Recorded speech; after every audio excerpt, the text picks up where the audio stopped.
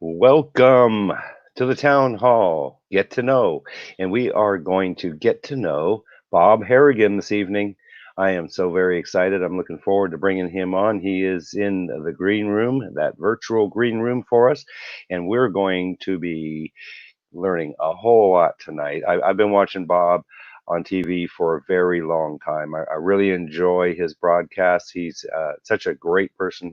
He keeps this community informed. We're going to be talking about, well, hurricane preparedness because that's one of his specialties, as well as we're going to be talking about community services. He does a lot of volunteering, and as well, we're going to be talking about, yes, in fact, volunteering. Um, so I'd like to tell you a little bit about Bob. He is the local chief meteorologist here at ABC7 Sarasota, WWSB, and he's been forecasting the Suncoast weather for more than 30 years here in town. He graduated from the University of Kansas with a degree in atmospheric science. And before coming to Sarasota here in 1985, Bob worked for the National Weather Service as a weather observer and as an instructor in weather forecasting and microcomputer classes at the University of Kansas. So he has a unique perspective on hurricanes, and we're going to be talking about that tonight. He's done some super dynamic stuff, and we're going to get firsthand what it's like to actually fly in a plane and fly into a hurricane because he's done it. And so we're going to talk to him about that as well. He actually flew into the eye of a 115-mile-an-hour hurricane named Bertha aboard the Hurricane Hunter aircraft. And in 2004, he boarded NOAA's Hurricane Hunter aircraft, the P3 Orion. And so we're going to be getting some exciting inside perspective of what it's like to be right in the middle of a hurricane. And I just go on by telling you that he's been voted by Bradenton Herald as the reader's best television meteorologist. I think he's the best. I know that he is here in the Tampa Bay area. He's been in the best TV personality in Sarasota Magazine, a local magazine here in Sarasota, like already 3 times. And he loves to do outdoor activities. Of course, he loves nature. He's been on some of our broadcasts, on the morning broadcast. We appreciate that. And he volunteers with a countless nonprofit organizations, helping them to raise money and raise awareness for their particular causes. So he's a certified meteorologist, broadcasting meteorologist, by the way, by the American can I say this? Meteorological Society. So he's been recognized as Sarasota Bradenton Spark Growth by the area of the thought leader. And he's featured on a panelist for their talk about technology, weather, and the future. He lives locally here in Bradenton, and I'd like, without further ado, to bring Bob Harrigan, our chief meteorologist here, and bring him on. Come on, Bob. Thanks, Mr. Smith. Appreciate it. How are you? Thank you. I'm doing very well. Thank you very Good much, deal. Bob. Yes. We appreciate you being here with us tonight. I know that we're going to learn a whole lot. How are you doing today? Pretty good. I've got the evening off, actually, for the first time. My daughter's birthday a weekend, and so we're going to have a big weekend celebration for her. So we're taking a little time out right now to do this, but getting back to the family here pretty quickly. That's so awesome. I'm trying to. Emma is your daughter's name? Emma. She turns 14 on June 7th, and wouldn't you know it, that she wanted to have a place out in Anna Maria or out on the island there, and Yes. it happens to be an 80% chance to rain, 90% chance to rain, 80% chance to rain out on the water. So, darn it. Yeah, we're gonna be in the rain. I said, hey, we can cancel it, but she said no, she likes to be out. They got a pool; it's protected, so we'll see what happens. That's excellent. That Anna Maria Island is a really nice place to go. It's very, yeah, it's just kind of old school. It's not all built up. There's no high rise. That's the key. You're right. That's the key to it too. I mean, you look at what happened. I mean, I love Siesta Key. I lived on Siesta Key for probably 15 to 20 years, and back in the day when it was same as Anna Maria is right now. So it's kind of interesting dynamic, the two different islands now. Yes, it is, and so it's a lot quieter up there, maybe not as much traffic. I mean, going to Siesta Right. can be a real bear, but these days I think we're loving it around here because there's not as much traffic as there normally is. I guess if you look at it that way, yeah, I've looked at it that way as well. I've been doing the weather from home now for I think 11 or 12 weeks now, and so I don't miss the drive, the half-hour drive to work every day, and the drive back. So I save an hour a day as far as that goes. That's excellent, and I wanted to Yeah. ask you about that because of the virus and COVID-19, you haven't been in the studio, so that's closing in on almost 2, 3 months, right? Yeah, absolutely. I think mid-March. I think pretty much right Okay. after St. Patrick's Day. I think. Um, yeah, it's been a long time. It takes a while to get used to it first, but it's pretty much routine now. I do miss my coworkers going to work and saying hello and chit chatting a little bit every once in a while. And just the interaction. I miss that. I must say.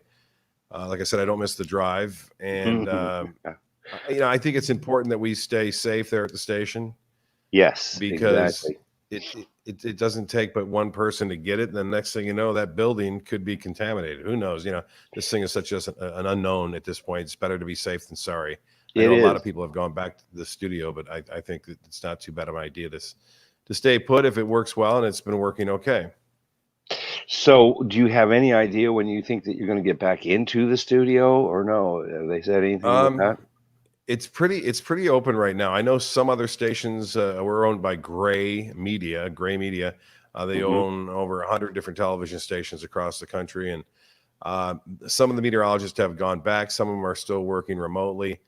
I don't. There's not a set policy. I know the policy now is though that if you go to work at the building, temperature check is necessary. You must wear a mask. Not on the air, obviously, but the interaction is great. And the engineers at our station have put things together so well that they can even direct the show from home. They can run Wow. the audio from home. I can be at home. So, the dynamics of everything is changing. That is I think the dynamics of a lot of things are gonna be changing, as a matter of fact. I was just talking Yeah. with a school teacher, and I'd asked, he's a professor of English at a college up in Ohio, and, he was saying he just didn't even know what was gonna happen, whether the schools were gonna even open. I'm just wondering, I know we're getting off topic here, but whether even these schools are gonna open back up, some of them, Oh or yeah. whether. I mean, it's a big deal. It's Yeah. a real big deal. My daughter has been doing virtual schooling since last year, so she's used to it, and she finished, well above with all A's and on time. So she's used to it, and now she's getting into high school. Whole different scenario now that things have changed, but that's just the world we She live in could right now. sounds like she could give my granddaughter some tips because Yeah. my granddaughter didn't do so well. It's a new thing Yeah. for her, that's for Right. sure.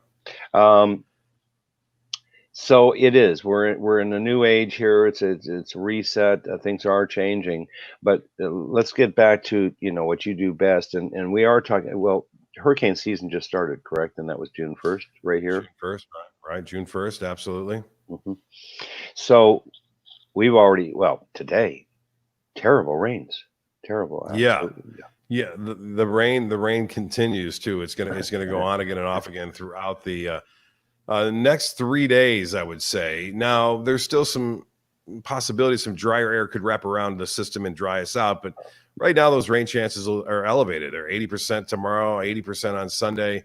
Some of the rain will be heavy. You notice the rain's a little bit heavier in the downpours, and that's because of the tropical air mass that we're in right now. This draw of southerly wind is coming up from the Caribbean, has just really juiced our atmosphere up. And so whenever you get this kind of situation, when it rains, it pours, and we're talking at a rate of 2 to 3 inches per hour, and the ground's saturated now.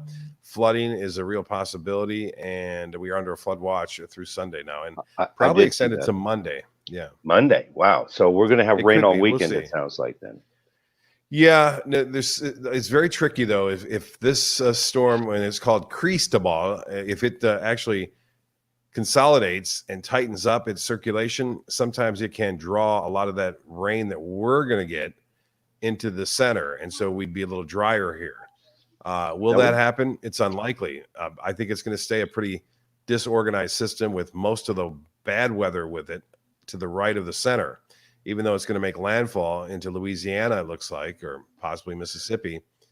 We're going to get a lot of the rough weather here on this side. It's not going to be terrible, the hurricane or anything like that, but it'll be breezy, windy conditions Saturday, Sunday, high surf advisory, rip currents, and also we're going to have a storm surge anywhere from 1 to 3 feet. And so that's not a big storm surge, but it will cause some minor flooding in some of the low-lying areas along the beaches.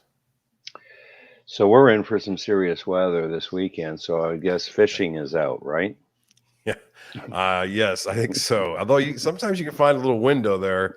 I'm hoping to find a window for that. Maybe even golf tomorrow morning. We'll see.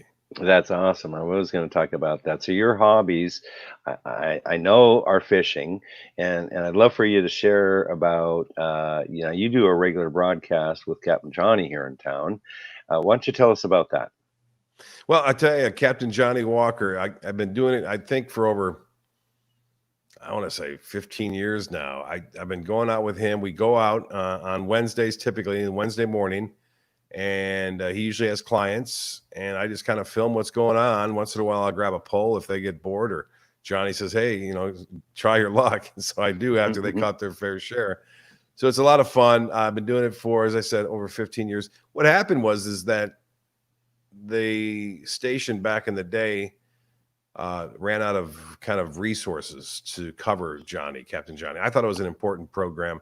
I think fishing is a big deal here along the Suncoast, and so I volunteered my time. And so I said, hey, listen, Johnny called me and said, why isn't anyone covering me anymore? And I said, I'd volunteer to do it. Now, you have to understand, I get off work at 11:30, 12 o'clock, and then I get up to go fishing at 6:30 in the morning. And so Tell us, wow. So you don't get much sleep. No, it's a real short sleep that day. Right. Well, I remember it was a lot of fun for me, although I tend to go to bed earlier these days because I do get up so early. Right. But I loved watching when you were in the studio and you go live on Facebook and you do this behind the scenes, and we could see you behind the scenes, and that was really great. That was a lot of fun. By the way, yeah, I'll tell you. You got the swag yet? I haven't got the swag. We need the Bob Harrigan swag. I was working on that. Someone made T-shirts once. JVC, he made a T-shirt, headstand Fridays. But we need to get the swag. It's really wild. This whole thing has taken off during, and I don't know if you noticed this or not, but during the this outbreak of COVID-19, Facebook was really off the charts as far as the number of viewers and the number of shares. I think people were bored or something, because at one point I would get 300-400 people watching, behind the scenes, which isn't that exciting, but it's just there, right? And the next thing, anyway, I was getting 100,000 views, 80,000 views. I wake up the next day and go, what are they watching? And who's watching this? I said, it's not that exciting. It's me behind the scenes. But anyway, so I do a little of that. And typically I do on Fridays, I do Headstand Fridays just to wrap the weekend off at the 11 o'clock broadcast. After I'm done with my weather, I do a little headstand and on Fridays. Yep. That's so awesome. That was a lot of fun. I really enjoyed it, but it just seems like I've missed it. Now you also, which is a lot of fun, you also do these morning walks, and you take Mia, your dog. As a matter of fact, let's just post this up here. I do have a picture. I posted that picture earlier. I want to show everybody this, and it's probably going to cover our face here, but I still haven't got figured out how to do these things right. But did I put it up here? Of course, that's the one I didn't put up. I really like this format you got here. This is pretty nice. Yeah, it is nice. This is a StreamYard, and I do like it. We've got some, and by the way, viewers, make sure that you share this video out. Share this to your friends. Share this to the groups that you belong to. If you have questions for Bob, absolutely put them into the comments here. We will get to some of those comments. I see that there's a bunch of them. I put a couple up. We appreciate Randy. We appreciate, Robert Brooker's up in Toronto, by the way, Bob, and he likes your name. I like my Canadians. Yeah, like my Canadians, man. Canadian absolutely. friends. I have a Don't know good if you. friend up in Toronto, real quick. His name is Yeah. Brad Giffen. He used to Okay. do the news at our station, and he did the news there. He was like the #1 anchor for their network. I don't know what's called, Canadian News Now or something. But he keeps in touch with me on Facebook every once in a while. It's kind of fun. It is cool, and I don't know if you knew it, but I am originally from Ontario, Canada. Oh, But is I've that been, right? Yeah. yeah, I am, but it's been a long time. Right. Um, I've been down here a long time. I've been in Sarasota for 20 years now. So Oh, I yeah. just love it. I do. I love it here. And I just have to tell the viewers how much I really enjoy listening to Bob. Bob is out there in the community, and we're going to be talking about that. He does a lot of volunteering. And um, I think the volunteering is something that we can all do that is going to make a real difference, not only in the community, but I know that when I volunteered in the past, that I benefited too as a result. It was a lot of personal benefit based on what their cause was. Um, it can touch home as well. And so it's a beautiful thing to help others. And you are a Yeah. community man and you're a family man too. Yeah, it helps out. It does. It does. I think I do feel a lot of reward and just volunteering my time for these organizations, and you feel a lot better afterward, and you feel like, oh, I'm spending a lot of time doing this and that, but you have to realize who you're doing it for and what the cause is and how you're helping a lot of other people. So, I'm in this position as a meteorologist, but I know that I'm on television and people recognize me, and I know that I can help organizations out as much as I can. I also do volunteer for hurricane seminars and so on and so forth, just educating Yes. the people and letting them know what's happening, and for them to be prepared for whatever Mother Nature throws at them.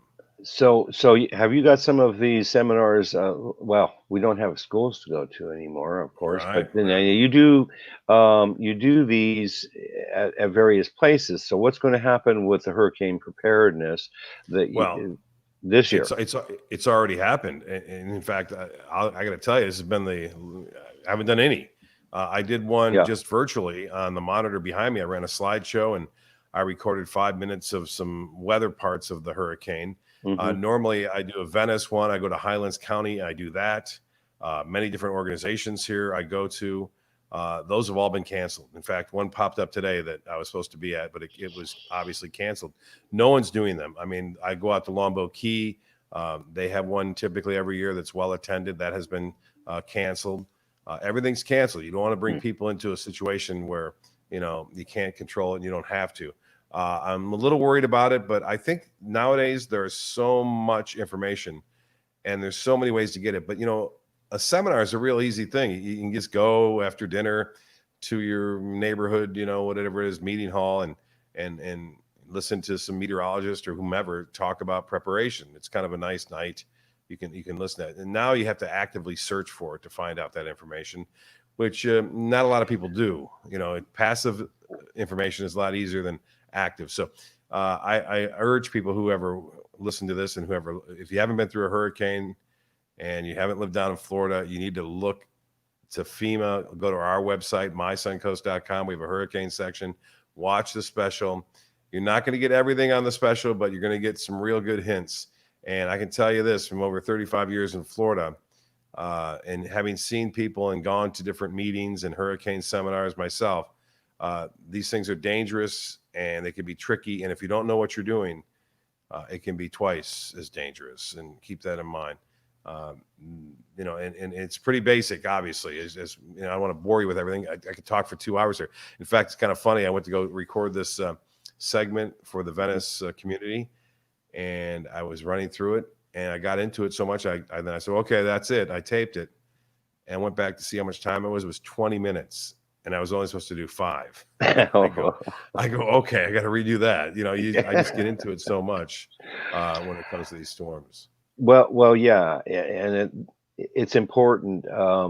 And now we've got, and I see that there's some comments about, this is an opportunity. And the first thing that I was thinking was, well, when you do these hurricane preparedness seminars, there's who are you doing that for? Is that ABC7 or is that the local emergency management here? Well, it's for everyone. I mean, the station doesn't tell me to go do them. Okay. What happens typically is a community will call me up. For example, Lakewood Ranch.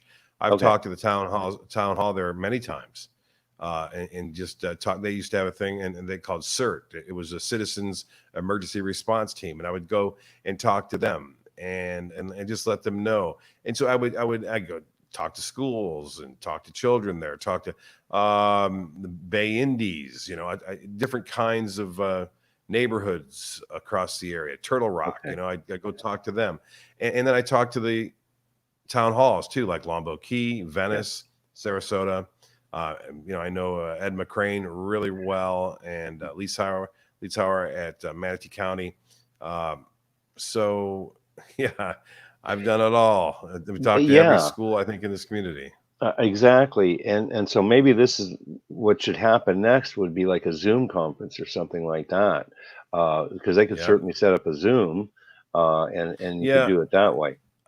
Yeah, I think that's the way of the future. Hmm. I think they couldn't organize it that quickly, but I think what I'm going to do is I'm going to tape a half hour slide presentation with this big monitor behind me, Yeah. and I'll put it on YouTube, and then I'll Yes. direct people. I say, listen, if you want to find out what it's a hurricane seminar in a half hour without commercials. That's what I'm going to try and set up. Excellent. So that's a great idea. And so you already have this YouTube channel set up there, Bob? Yeah, I have a YouTube channel. I don't use it and utilize it as much. I tell you, I'm so busy. People don't realize that. They just see Yeah. me on the air for 3-4 minutes, and he's got an easy job.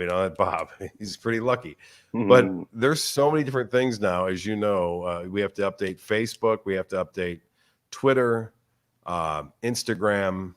We have to write a weather article about the upcoming week and what you can expect. On top of that, we have to do these new things called engage videos.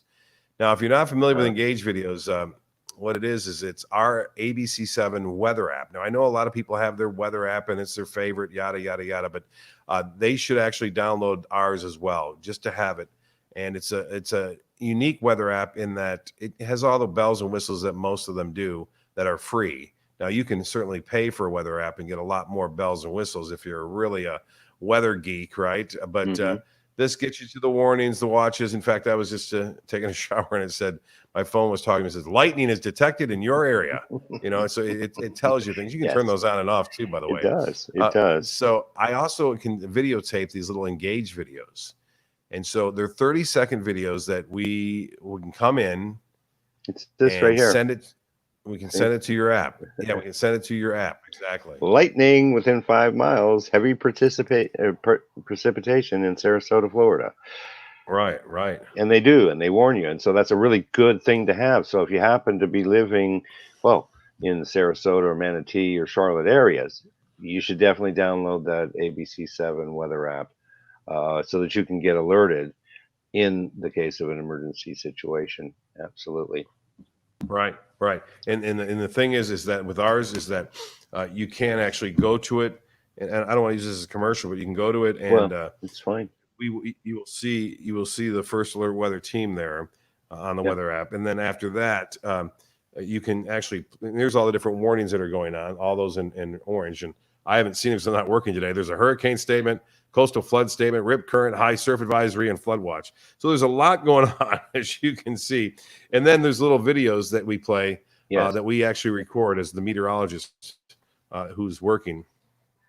And Yes. it's a 30-second spot. So, for example, if there's a big storm headed to Lakewood Ranch, what we'll do is we'll say, hey, I'm Chief Meteorologist Bob Harrigan. There's a big storm right now. Let's go to the radar and show you it's moving to the northwest at 10 miles an hour, and it's heading in your direction. So if you're out at one of the restaurants there in Lakewood Ranch, you're out walking around, your phone alert comes up, hey, big storm's coming. Let's listen. There's Bob talking about it right now. Mm. Here's areas that have already seen a couple of inches of rain over the last 48 hours. You see that thunderstorm is still building into parts of. So that's what it does. I think it's a valuable tool. It sets us apart from the other weather apps that are out there.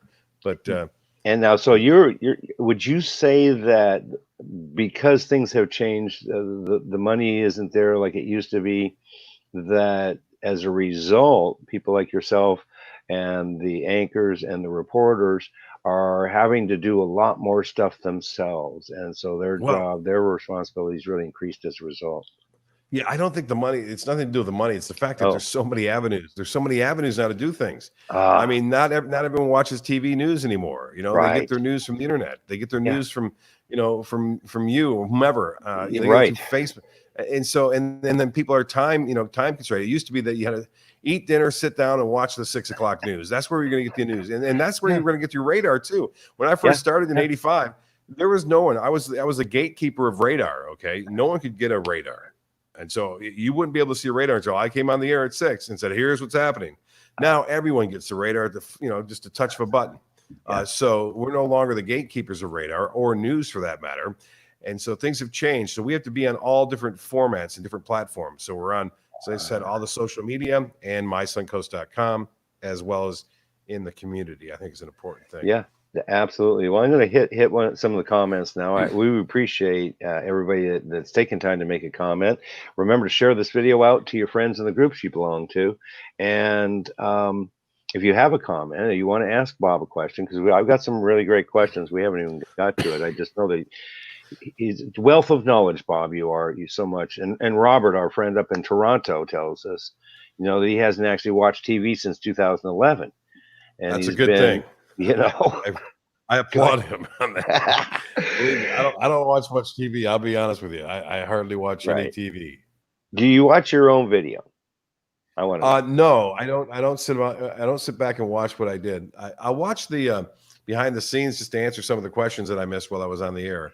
But no, I used to when I was younger watch to see how I was doing. But I'm me. I'm not going to get much change there. So Well, I don't watch much TV. you're always flawless, Bob. It's beautiful. I'm telling you, it's beautiful. And back in the day when you could see you do a headstand before you actually went on and did the weather, well, that was the sweetest thing, I tell you. People had no idea what was going on behind the scenes. I just love it. I went to church the other day, and some lady stopped me as I was going out, and she said, "Hey, how you doing?" She was a little older, and I said, "Good." She goes, "I watch you all the time." I said, "Good." And so I didn't know. And then she goes, "I love your headstands." Okay. So she watches behind the scenes. I didn't even know that was kind of funny. Yeah, she had to. That's the only way you would know something like that. Right. For real. That's so cool. Now, I want to know, and I'm sure the viewers want to know, what got you into meteorology? I mean, what was the thing that said, "Oh, I think I really want to get into this. I want to learn more about how weather works." How did that work for you? Well, I can tell you this, that I didn't go directly to college after high school. I actually went into construction. I was a finisher, concrete slabs that build warehouses in a plant. I was doing the hard labor. And I know my father came up to me one day and said, "Hey, listen, you want to do this all your life, or do you want to go to school?" And I wasn't a very good student, to be honest with you, in high school. And I said, "You know what? I'll go to school. I'm going to try school." And so it was on a whim. It was a couple years after high school, and I went to University of Kansas, and I didn't do very well the first year. I'll be honest with you and candid. And the counselor said, "Hey, listen, your GPA is pretty low. You have to pick that up in order to stay." And so I focused. I did a lot of extra work and got some tutors and focused. And at first, when you're a freshman or a sophomore, you're taking classes of all different kinds. Biology, geography. Whatever it may be, trying to figure out what you're going to do. So I didn't know I was going to be a meteorologist, but I know that I took a meteorology course and I liked it. And I liked it so much that I said, "You know what, this seems like a pretty good deal. Let me look into it more." And so I talked to the professor and he said, "This is what you got to do." And I said, "Okay, let's do it." And so I buckled down and I became a good student and eventually, graduated with a degree in atmospheric science, meteorology. Yeah, very cool. And ended up here. Now I was going to get a job as a National Weather Service observer. I did a little bit of that at the University of Kansas in Lawrence. Now, okay, so you're just watching the weather. Is that like a storm chaser or something? Maybe. Well, before the automated systems that are out there now at all the airports, there used to be a meteorologist on site at all the airports, the airports across the country, most of the big airports. And what they would do is they go out every hour at the top of the hour and they observe the clouds and they do special reports as well if there's something going on. and they'd write it down. Wind speed, humidity, dew point, what's the temperature, and what's the sky cover, and stuff like that. And I thought that was a pretty cool job. I had an offer actually to be a weather observer at Pittsburgh or Fairbanks, Alaska, before I took this job. And so I took this job. I could appreciate that. Yeah. I mean, we live in paradise. I know that. It's a beautiful place. To answer your question though, really, it was the path of least resistance. All right, it was a path of least resistance, and so I did well in those courses. You know what I'm saying? What's really quite fascinating is that at the University of Kansas, I was also taking geography classes, right? And I was teaching microcomputers. Now, computers weren't out yet. We were doing at that point in the 82, 83. The first desktop computers were coming out, like the Zenith 100s, right? And they had the floppy disk. There was no hard drive. And I was actually teaching the professors how to use those, because they were used to the big mainframes, right? Fortran and Pascal and punch cards and so on. And so I got the opportunity to teach professors how to use and boot up these desktops that were just coming online. And at the time, and I didn't know it, but there was another gentleman that was taking geography courses there at University of Kansas, who later went on to start a company called, and you may be familiar with it, Google. Google. So he was the one that started Google at the University of Kansas. Wow. Oh, my through goodness. Geography. Yeah, Google Maps. Google Maps. Fact, I'm a local guide. You go to Google World, right? Google World, when you first loaded it up, Google Earth, and it showed the big Earth, right? And then you zoomed in, just keep keeping zoom. It would zoom into Lawrence, Kansas, in the apartment complex where he went to school and where he lived when he was going at the University of Kansas. How awesome is that? That's totally cool. And I, like I mentioned, I actually am a local guide for Google Maps here in Sarasota, Manatee area. It's one of the things that I've been doing for several years. It's not a paid position. It's just something that I do to be able to help the community. This is it's kind of volunteering, but Google needs our help to be able to, and these days it's all about reviews. And so I do pictures and I do reviews, and it's been seen a lot. I don't think I need to mention numbers, but it's the most amount of numbers of views I have is my Google Maps stuff. But it's great.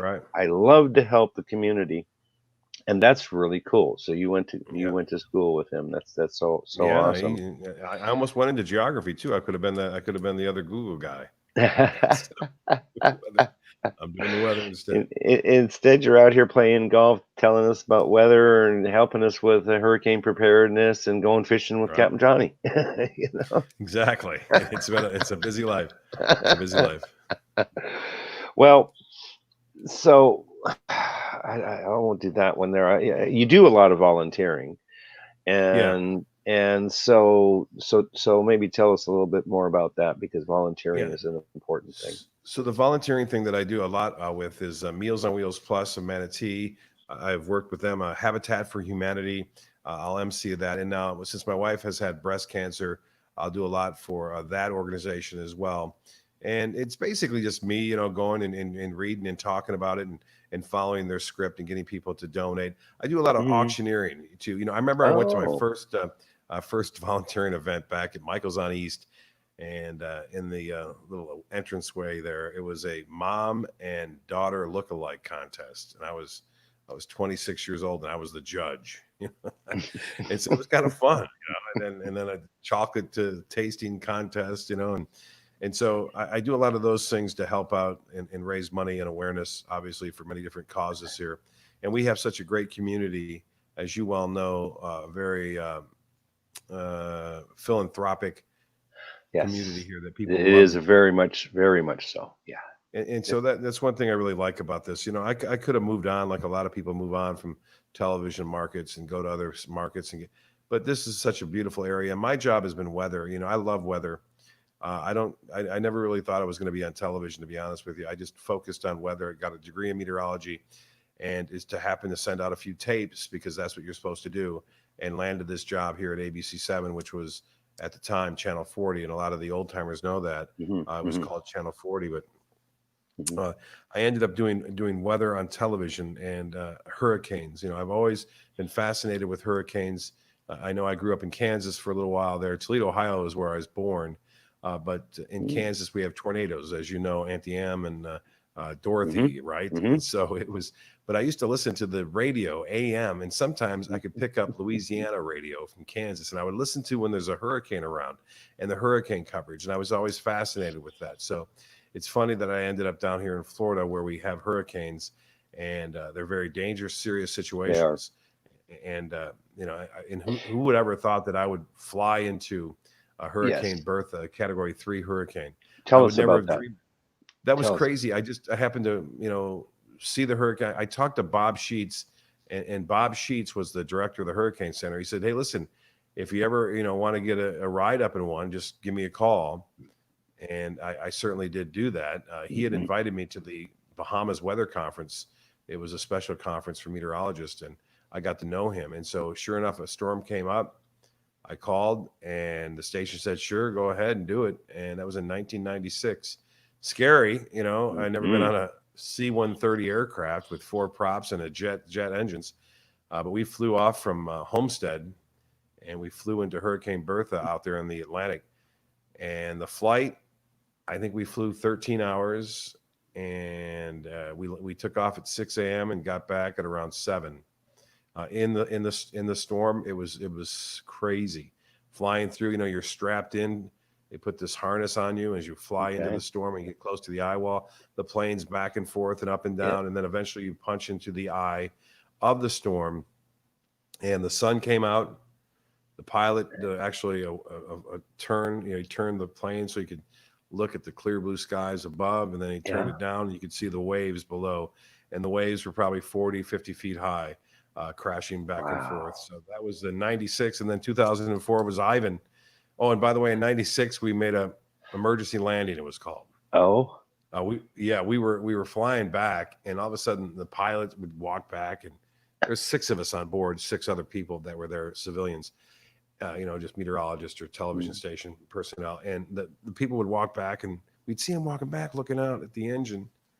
And then another guy walked back, look out, and then they got on the radio, and we had these headsets on. They said, "Listen, we've lost an engine. Hydraulics has gone out, a hose, but don't worry, this thing can fly on one engine." And so we've never lost a No. plane. So I was happy about that. Yes. So we made the emergency landing. It was Wow. fine. And Wow. then So that sounds yeah, scary. that was scary. And then we flew into Ivan, which hit the panhandle of Florida. That was 2004. Yes. That's when we had 4 storms hit the state of Florida. Gene, Okay. Francis, Ivan, and Charlie. Gene Francis. Gene Francis and Ivan and Charlie. Ivan and Charlie. And so you flew into Ivan. And I know Yes. for myself, I was in the tree trimming business at that time. And it was devastating. And I just have to share this story because I had gone down. I waited a couple days. Um, and I just have to say that when you see something on TV and, it's a dramatic, it's a difficult situation, or like, Hurricane Katrina or something of this effect. In this case, it was just south of us here by about Mhm. 40 miles, approximately 35, 40 miles. But I waited 2 days, went down there, and I just have to tell you folks, it was the most devastating situation I've ever been in my life. There were no Right. street signs. Everything was knocked down. Trees were knocked over. Buildings that were blocked were literally crumbled onto the ground. Um, National Guard standing in the street with machine guns. Yeah. Signs, looters will be shot. It Mhm. was what I consider to be a war zone at that point. It looked like a war zone. And Yeah. that's what I mean, that, in fact, pets, in yes. pets, when they get loose, if they get loose, your dog, runs away, they can't find their way back because all their scents, that they have to get back home are gone. All their cues Oh, to get back oh, home are gone. So they had to euthanize tens of thousands of oh, pets after Hurricane Andrew. So it's a oh, good reminder that if you have a dog or a cat and you're at home and you're going to ride these storms out and it turns bad, and all of a sudden windows break or some part of your home is, and you open the door and the cat runs out or the dog runs out, sometimes they can't get back to you. You know what I mean? So you make yeah. sure that you have a plan for your pet as well during this hurricane season. So this would be maybe where a microchip would come in super handy. Get your pet's Oh yeah, microchip. you're right. Back then in '92, they didn't have a lot of microchips, so you had to show up with a picture. And if you didn't have a picture, they said they can't give the dog back to you, or they can't, because you don't have a picture. We don't know if it's yours or not. My goodness. Even though the dog may be wagging the tail or whatever. So what would be some of the most important factors that somebody should take into consideration to be prepared for a hurricane then?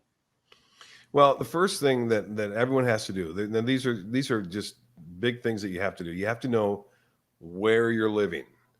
So you've got to know your zone. And I know we go over and over it. It's funny. I've been doing this 35 years. I assume that everyone knows it, because I know it so well that it's the back of my hand. But you go to your county and you say, what hurricane zone do I live in? Do you live in an A, B, C, D zone? And based on that, you will know that whether you're going to have to evacuate based on what the storm is.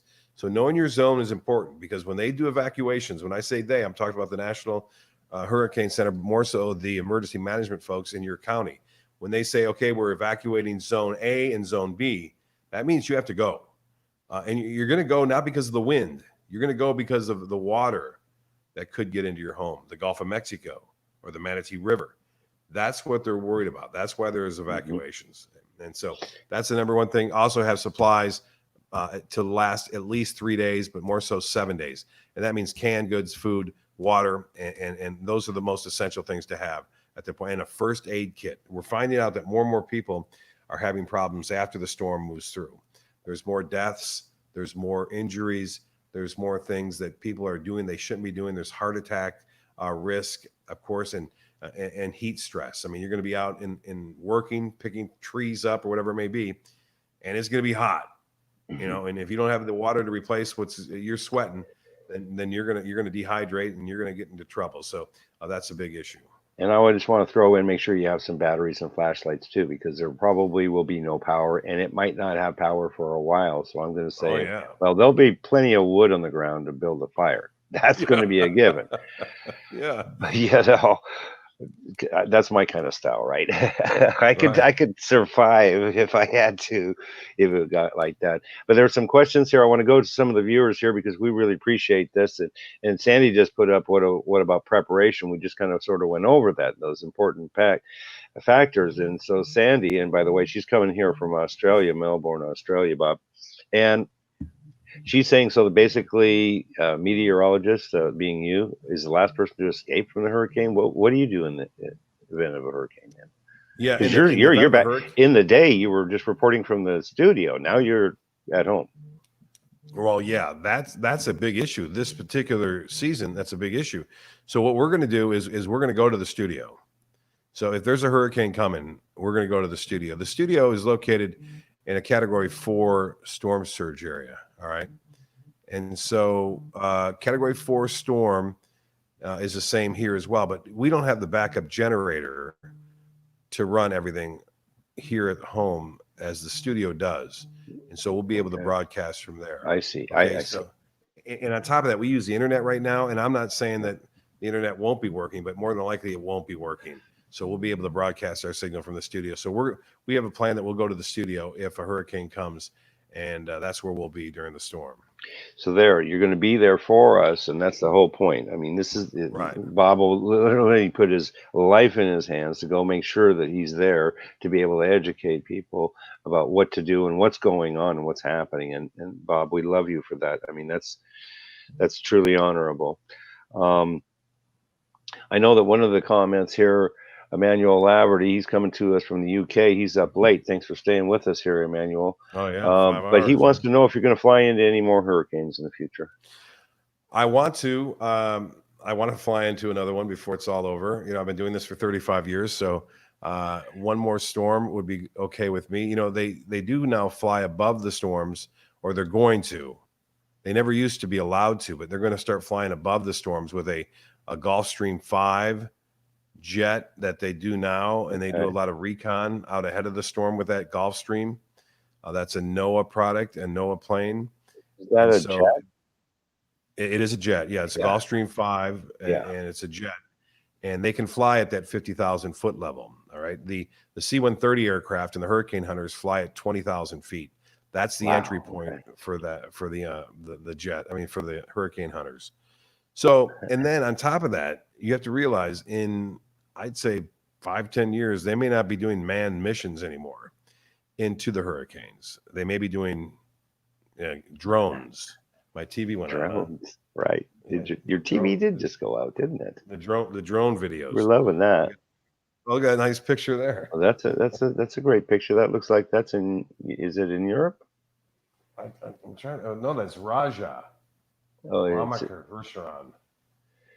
Ramakarisharan or something like that. Very I don't know. Cool. That works. I'll let it go back there. It's all right. It'll flip through some. Oh, okay. But so yeah, some stuff. Now, so what's going to happen though is going to be drones flying into these things. There already are. Wow. The drones are flying into them, but there'll be more and more drone missions that can fly longer, get more data, and get more data at all different levels, and not put people's lives at risk. Lives at risk, right? But yet you said that they never lost a plane, and they go through these horrible storms. And see, that's the thing I was talking earlier about Hurricane Charlie. And by the way, that's what got me out of the tree trimming business after I went through that one.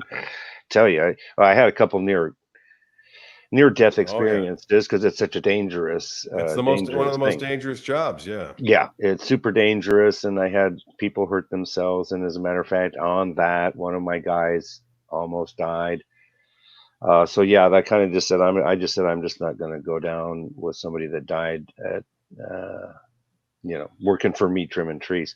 And we were just trying to help people down there. That's all we were trying to do, because we did want to help people, because you couldn't even drive around, the trees were everywhere. Oh, yeah. But we were talking about pictures too, and I don't know why I went back to Charlie. It was pretty devastating. It was quite an experience. And I had said, if you haven't been in one, watching it on TV is absolutely not the same situation. That is so true. That is so true. It's just not the same.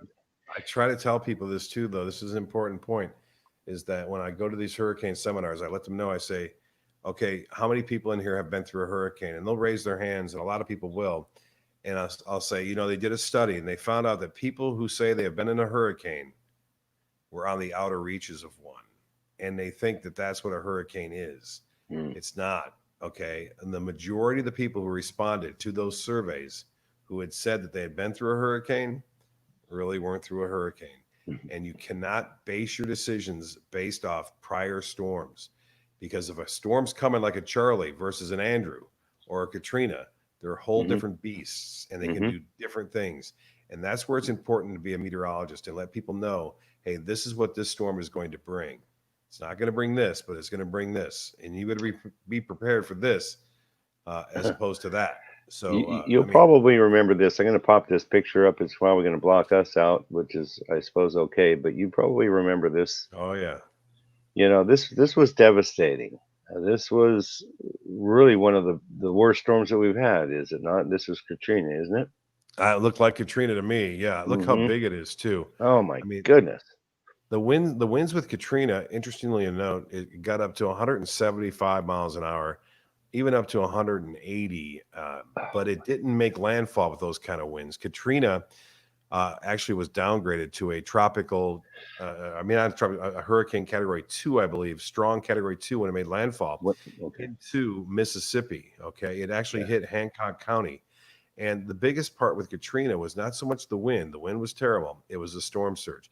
It was the highest storm surge ever recorded in the United States, 28 feet high into Mississippi. Yeah, and that's what 8 feet high caused the levees to break, and consequently, I didn't even realize that New Orleans was like 20 feet below the river level. Flooded. Terrible situation. So that's what we were talking about. Is how devastating it is. And now I haven't personally weathered the storm, and I've been through a lot of tropical storms here in town, but we've never gotten hit, thank God. And by God's grace, hopefully we won't get hit right here. And I don't want anybody to get hit with a hurricane, because it's a devastating thing. But what I didn't realize is that actually a hurricane is in fact a huge tornado. Isn't that correct, Bob? Is that really what it is? Or how does that fit in? It's made up differently. Tornadoes are different beasts altogether. It rotates the same direction in the northern hemisphere, but tornadoes can go opposite ways as well. A hurricane basically is its own beast. Its energy isn't the jet stream where the tornado it is, and the release of latent heat is the biggest energy driver of a hurricane. And in order for a hurricane to get going, you have to have warm water. Right. And Like tornado, 80 tornado, you don't need to have a warm water True. environment. Well, I thought it was because of the devastation that happens. I mean, I'm seeing trees that are all snapped off at like 10 feet. Right. So the tornadoes occur with hurricanes, and that's what you may see sometimes as far as the damage goes. Some hurricanes have been known to generate hundreds of tornadoes in little mini tornadoes. They're not the big ones that you see in Texas where, it takes everything with it, even the grass. But there are numerous tornadoes in hurricanes in tropical systems that come ashore. So yeah, the damage, the strongest hurricane that you can get pretty much is about 210 miles an hour. That's the limitation of the winds. Okay. With a tornado, you can get as high as 300 miles an hour. So it can be even more devastating. Wow. Well, but a smaller area, obviously. Yes, exactly. Because I mean, I know when Charlie hit, that went for 50 miles up the Peace River. Yeah, and you know what? It's funny you bring up the fact that the tornadoes. They likened Hurricane Andrew to a 25 mile wide tornado. Oh, okay. Yeah, they did liken it to that because it was just so devastating in around that Category 5 hurricane when it roared ashore in Dade County. So the important factor is, if you're listening to this, and do share this video out, because this is some really important information that we've been sharing this evening, is to be prepared. And Bob's been going over some of the things that you need to do. You need to have the food and the water, and you need to have the batteries, and you need to have a weather radio too, so that you can maybe pick Bob up, because there's going to be no power. There's going to be no water. Very important thing. Yeah, that's the so most weather radio. Add that to the kit. Now, and I appreciate that, because that's what we wanted to do. We wanted to educate about that, and from the aspect I mentioned, volunteering, that's where Bob has been volunteering and going out in the community and sharing this with towns and educating people, as well as working with other foundations. And I'm just going to do it. I'm going to challenge everybody. If there's something that you're passionate about, why don't you volunteer to that organization and be a part of it and give some of your time? That's about the best thing you can do. I mean, we talked earlier, I did. Today was about love. Today was about sharing love. It's Love Fridays and the LWN Foundation. And so that's how you can share love. And I just know that from my experience, when I have done volunteering in the past, I'm about to do some more volunteering here at the end of this month, as a matter of fact, for Blast on the Bay with the Suncoast Charities for Children. Be my second year to volunteer with them, and I'm going to help out there because they raise money for the local foundations here to help children. It's just the value that you get personally from it is just so awesome. So I suggest that you volunteer something that you're passionate about in your community and make a difference as well. And then end up on this show. How about that? Because this is all about, I mean, this is all about people that are making a positive impact in their communities. And that's what I like to do. I mean, I really will go back and say I'm blessed that Bob is here with me this evening. I thank you so very much. I really do appreciate it. I just wanted to, I know I had a couple other things I wanted to hit on. Okay, we did talk about the studio and that you're doing it from home, and there's not even an answer yet at this point as to when you're going to be back into the studio. So things are changing. Yep. Things are going well, and we're not losing any kind of continuity as far as covering the storms go. So that's good. Excellent. Like I said, cool. I was just going to say, I just want to plug the app because I believe in that app. I get that app. I have that app, and I get those notifications, and it's huge. And it's important. So you can download that app. That's what do they call that again? It's a WW. No, it's so if you go, no, that's right. If you go to your app store Yes. and you do a search for WWS as in Sam, B as in boy, and then first alert weather. Okay, first alert weather. You'll get it. It'll come up. Download it. It's free, and just kind of keep it along with you. You can have your other apps, weather apps too, but I think this one's an important one. I'm just putting it in the notes here so that now it's going to be a comment so people can do that. Now, another thing I'll hit on it is that the post that I just did had a picture of you with holding Mia. I thought that I had that here to show everybody in your home studio because I love that dog. I love Bob Harrigan, and I love watching him when he takes Mia for a walk. And of course, there's no crossing guard left now, is there? Because there's no school. Mia is probably funny. dying for her snacks out there, right? They go out there, both of them. And Riley comes over once in a while, and they both go out to the corner looking for John. They can't find John. I said, John will be back. Don't worry about it. He'll be back. But, it's a good little interesting program with the little Mia. I was going to bring Mia here today, but she's out there. So it is, and I just want to thank you right now because I know that. Well, my brother, he's watching, and I'm just going to put this up because we're going to plug you, Fred Steger. Oh, Seeger. Fred. I know Fred. Yeah, of course Fred you Seeger, know Fred. Fred Seeger. He's doing Fred's all these awesome pictures, these sunset pictures. He just stomps me when it comes to it because I try and take pictures and send them to Bob, who I that's see, one I of see Fred's pictures. I see Fred's pictures all the time. Yeah, he's on all the stations too. He's that good. Yeah, it's great. It is awesome, and I'm going to thank you right now because I know that Bob has honored me in the past and put some of my sunset pictures up. As a matter of fact, the one that's in the background here is one of my sunset pictures. Yeah. But that's really cool because you do feature that. Are you still doing that? Because it is hard for me to catch that news anymore. Are you still featuring sunset pictures? I am not as often, not as frequently, but I am. When we have weather situations, it's hard to do it, but I am putting them in behind our back screens and saying, "Oh, it's a great picture," and then the forecast will come up over it. So I get kind of a double bang out of it. Some people, you don't want to, bore them too much with pictures, but boy, we get some outstanding photos here sent in, and you can't not show them. So you got to show those photos. They're great. Well, that's another thing, as far as I'm concerned, that he does for our community is that he gives people the opportunity, if you take a great photograph, to actually get it on the news and have a lot of people see it. Yeah, it's really cool. Thank you so very much for that. You got it. All right, so I was just wondering now. I know. Let me just do this really quick because I do love acknowledging the viewers. I want to just hit a couple here. I'm going to pop them up on the screen. Ruben Lowing's coming to us from McKinney, Texas, as a matter of fact. Okay. Of course, we knew that we've got Jay Riggs. He's like, whoa, he looks like he's a local guy. No, he's OHIO. That's OHIO. I get it. It's Ohio. Yeah, you would know, my good friend. OHIO, yeah. Okay, and there we are. So obviously Jay is near water up in Ohio. Ruben wanted to say about as in Hurricane Elaine in Pensacola back in '85. Do you remember that one? Yeah. Well, I can tell you real quick. I know we don't have much time because I got to get somewhere quick. But Hurricane Elaine, it was Hurricane Elena, okay? And Elena is the reason why I got my job here.